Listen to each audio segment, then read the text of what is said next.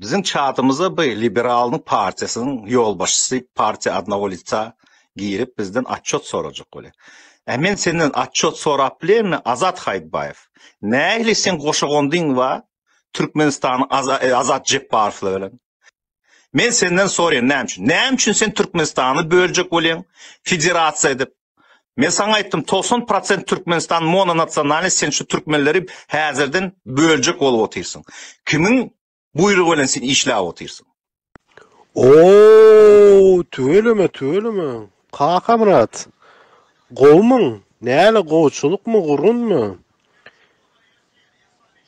Açık olalım, ilk olana Azat Jepparov bilen senin gatnaşyň olaýmasa menkä ýok. İkinciden ne? Men ýalňys da soradym mı? Hani Fransada registriran bolsaňyz, hani şonuň bir dokumenti bardyr, sertifikat registrasiýa. Üçüncüden X günü geler nesip bolsa. Şonda görürüz kim näli partinin 100'de 200'de mi? Ýatdan çykarma. Sen ne Armeniya bilen garşyp ýörsiňmi da? Mana nasional ne diýdiň, türkmenleri böljek bolýar diýdiň. Kritikany bir özüňe kawullanmany öğren, o sen Çehya'daki geldikäriz bilen bok atmaktan başga pişeň ýok halamda. Populizm bilen kesellenip bir adam seni tankyd etdi welin srazy çykkan otaýdan bok atmana da. O samazashita näme hemşe gowzat diýipdi. Senden demokrat olurmy? Populist. Azat Haydbayev, sen halka çıkıp ayt, näýe sen ejeň dokumentlerini eden üçün şu Azat Jepparov'un firmalarına vardın. O taýdan pasolstva sen adamları garaştırıp etdiler mi etmedi, o soň seni zaverbavayt etdiler. Ondan başka sen bana liçni aytdyň, bana sponsironi berdiler, şöýdip gitdim diýip. Men populist mi? Men baranda 2019'da sen barmadyň aýygyna. Sen giyecek aldım diýip. Sen belkimsin şu MHM şu tarapda wagtynda işlendirsin. Ey, saňsar. Onsaňam Azat Haydbayev, men sana Kaka Murat Gurbanoviç, men senden 10 ýaş uly. Sen ýaly süplükleri. Hormatly Kaka Murat Gurbanoviç Hıdyrov. Şeýrak diýip ýüzlenjek sana. Ilkulene Azat Jepparov'un firmasına baranlığımı men sana özüm aýtdym, ýatdan çykarma. Ýadyňa sal gowja edip. Zavirbawat edenler senedendirler. Ola ikinci mesele. Sen näme şeýle Virbovka üçin juda gowamatly adamda bilenmi? Sıraz götüňe bir näme gysylyp başladymy, sırazı tarap değiştirip başlaýan. Men näme seni bilemakmy? İkinci mesele. Hani sen etken men süplükmişim. Ha, süplükmişim. Ay tööleme. Çistaplotnu gurulödü da arasında özünü saklap bilen. Kritika etken welin birazcık bir tankyd etken welin sırazı samazashita geçýänlerini sırada adamı bokat başlayan populist. Yalanım diýär. İkinciden ejeme dokumentleri men oradan wagtym men sana aýtmadymmy şu zatları? Ha, yine bir istoriya. Çemen meni $100 satın almadı, $200 satın aldı. Ýatdan çykarma. Onu eğer sen şonýaly ağzında gepim bar zat diýip aýtýan bolsaň da, ýatdan çykarma de unutma. İkinciden, ýa-da üçüncü diýelik. Mononasionalne государственность diýdiň de, Türkmenistanyň çäğinde millet azınlıkları azınlık %6 derecedir. Götürüm. O devletleri Türkmenistan federal hukmunda dolandırılsın deyip ve öz hakimlerini, dompravleni başlıklarını deyip men teklif ettim. Ýatdan çykarma, konfederasiýa deyip de. Eğer sen şonu birine parçalayan zat etken olsun, o siz o Avrupa'da oturup Avrupalılar bolacak bolýaňyzda, o biri Rossiýada oturup Rossiýalı bolacak bolýar. Türkiye'deki Türkmenler Türklük nämetçik bolýar, gurjak bolýar da. Hemmeniz biriniz Türkmenistan'ı bölük bir Hudaýa garaşýaňyzda, hökman suratda starşy bratınız olsun diýeňizde, ýöne nasyonal interesi Türkmenin özünden başka hiç kimin önemli değerlerini hiç kaysınız amaydan. Snayden, sen öz Azat Cepparova barıp olorun firmasında özün eden işlerini, sebep korkuncundan o tayda açılmasın deyip. Sen şugun başka adam ayttın $200 satılan. Men çemeni $2000 satın aldım. Onları berip adamlara. Sen populist deyip meni öz sen gepine mi yoğa? Понимаешь sen? Olardan bundan eştin, ondan eştin bu zatları ayda otuyorsun. Sen bizi günahkarla otuyorsun mu devletin? Avrupa otuyor deyip, Avrupa satıldınız deyip. Biz постоянно haysı çıkışımda men çıkışta eşten olsan, eşten dersin. Eştenim sen, birinci olup eşten.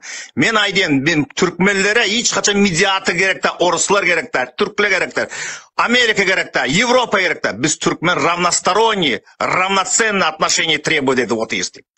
Sen şu zatır, men ağzımdan eşten zatlar indi özün kedip çıkarıp otuyorsun sen.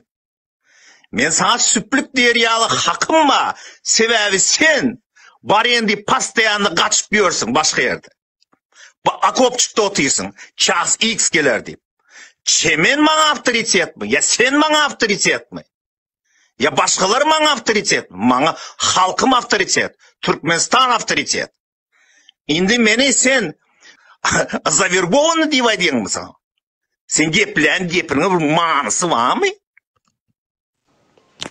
Devlete Türkmenistan'ın çağında iş alıp barya diyen mi? Sen kimi yalan gepleyen? Yadıma düşe azatlan çıkıp mün adam çıktı deydiniz de. Şonda, mitinga.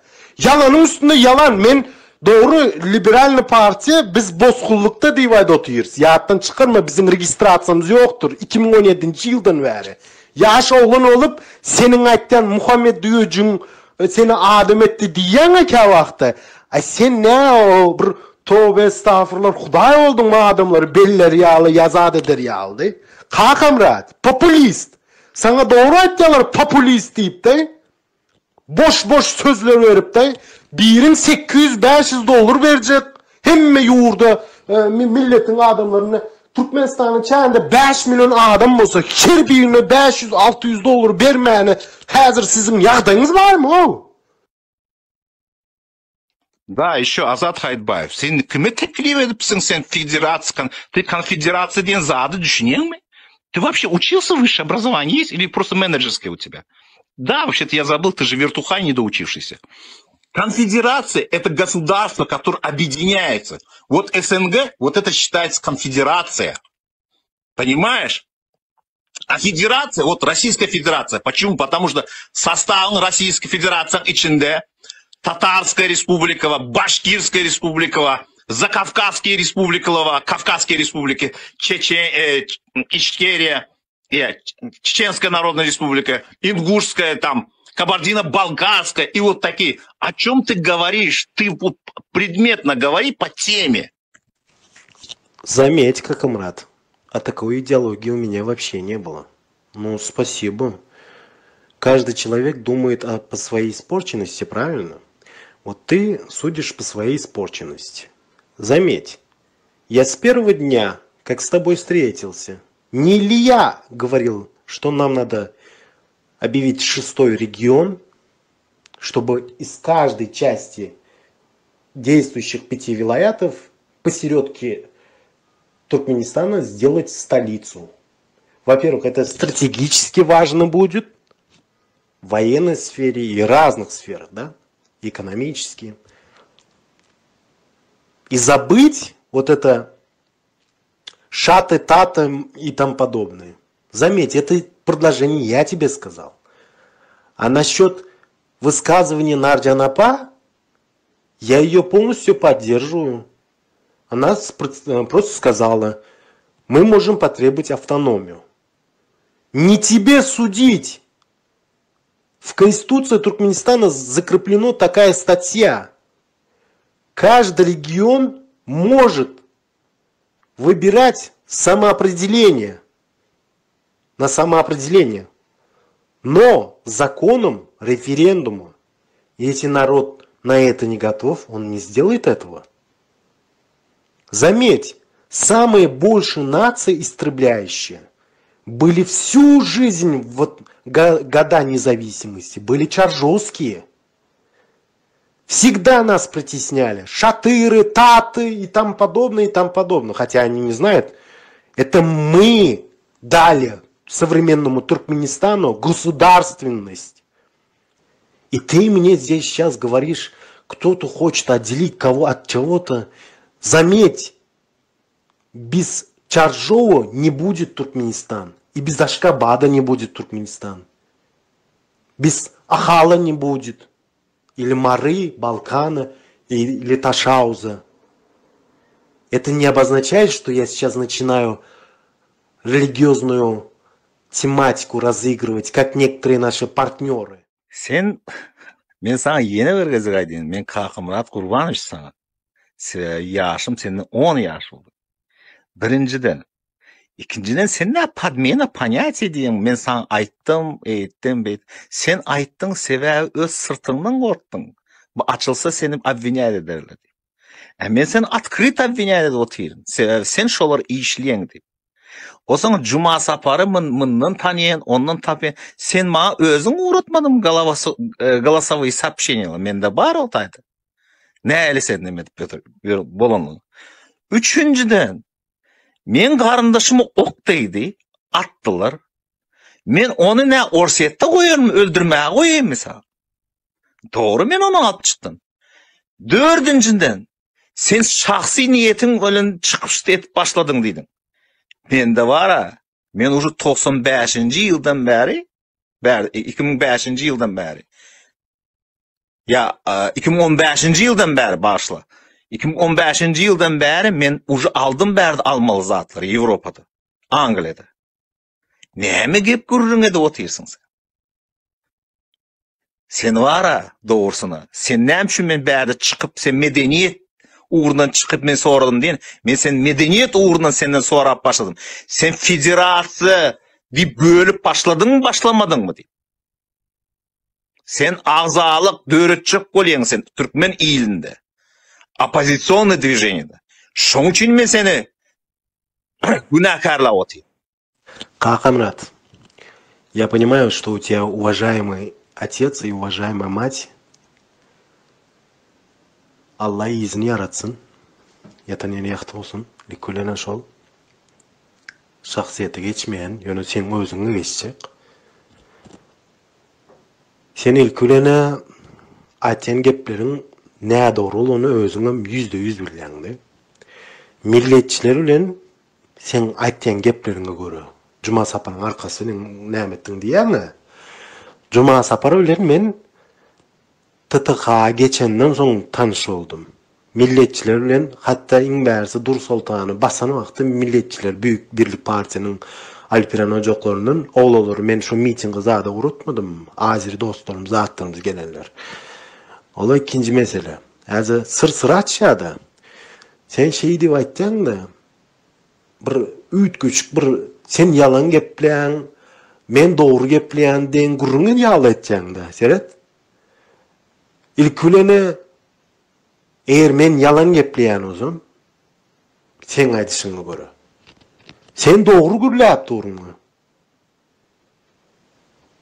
Alanyada wagtyma ilkülen Maksat Saparmuradov men Respublikanskiy prokuratura yazıp berdim. Maksat Saparmuradov ýatdan çykarma. Maňa hiç muhaýeş edenak. A telefonda ugrażaýat edenler. Unutma. Türkler ugrażaýat edipmiş. Sen aýtmaňa göre. Maňa Türkler ugrażaýat edenak. Onu ýatdan çykarma. Türkmenler ugrażaýat etdi. Ýöne men käwirler ýaly men janyma pakuşene etdiler. Ya öýme patron uğratdylar diýip populizm bilen kesel olup zat edip YouTube'larda извините меня побили deyip ýöremek käwirler ýaly. O sen o populizm bilen başlarsın senin bir zadyny maşgala yakınlaryň birine Rossiýada pakuşene bolmuş diýip Ýewropalarda politbüro alyp ýörsiň da. Sen ilkülene aýtmaňa göre yakın kardeş komuňa 2020 yılda Ýewropanyň döwletine geçti. Men seret o taýda näme kardeşiň günäsi zady ýok. Şonuň üçin atlaryny zatdan aýdamak. Birazcık erkek bolýan bolsaň erkekligiňi sakla. gepim barmış deyip de hemmesini ayıplayacak olma. Seret, men seni al değil o гору усун tapmasam, стиль защиты, если не нахожу, если выхода не нахожу, сразу начинаю переходить на личности диенялы. Sen вот так и делаешь. На личности переходишь. Süplükmüşüm. Görürsün kimin süplüklüğünü. Men sana bu zatı geplerini yani erkek yal soramadın mı? Gepim vardı ama gürleyen o. Men ilk ölen hataba ünüs veren olsam kâr yeri yanlış olduğunu berde gelip medeni şekilde tankit et yani. A sen olsa popülist YouTube'a çıkıp YouTube'da çıksa et yani. Azat Jepparov'ları men sana aydandım. Yadına doğru ettin. Я же их хотел проверить. Men korkmadım, gittim ha şotaya. Bilyadım Türkmen konsolosluğu жаңыдып belki şotaydan meni tutturman bilerdiler, zat ettirmen bilerdiler. Ya bir kelleme tayak düşüp bilerdim, misal getireyim de. Ya çift случайно avariya düşüp bilerdim, ölürdüm. Yönü men erkek yalı gittim ha, seni al değil men. Уважаемые активисты, не хотела эту тему поднимать, но придется. Этот Азат решил поддержать Нарджан Музаперовскую идею отделить Либабский вилаят. Тем самым настроить против Либабского вилаята остальные вилаяты. Это как можно понимать? Сейчас, когда мы идем усиленными темпами, его эта идея просто на руку туркменским спецслужбам. Kakamat, dinle. Men sana hakikati soradım ha, doğru değil mi? Şondu. Ya yalan gep ayttım mı? 2000 dolara sen kimi satın alan olsan? Ya men sana şu hat sen o ağzımda gep var deyip Stambulski sabiti deyip aydıp yorun. O Azat'ı 100 dolara satın aldı zat etti deyip ayttan ağzını doldurup. Doğru değil mi? Men sana onda yanlış aytıldı şeyler sen yanlış ayttın. Men 100 doları değil belki 100 milyon da Amerikan dolarına satın aldı. Ya 200 milyon Amerikan dolarına satın aldı. Ne payını alıp bilmedin deyip ne ettiğin mi dey? O da ikinci mesele. Üçüncü mesele Azat Jepparov'ın firmasını denemek için men özüm sana ayttım. Сейчас я их буду проверять, как они работают zat deyip men özüm sana ayttım şu gepi deyip şu firmaya gittim. Yalanım diyey. Ene sana hakikat gerek olsa. Pikiretten bu tayda çıkıp popülizm bilen keser olup DVT diyen velin. Dinle men DVT'ye karşı iyi istat diyemem. Millet. Yönü birazcık yalanınızı unutayın deyip durun. Eğer sen bilen menin lichni bir karşıdaşlığımız var olsa men sana lichni pretenziyemi sana predivlat etyen. DVT'de yine bir sapar etyen. Yönü sadece ayttım.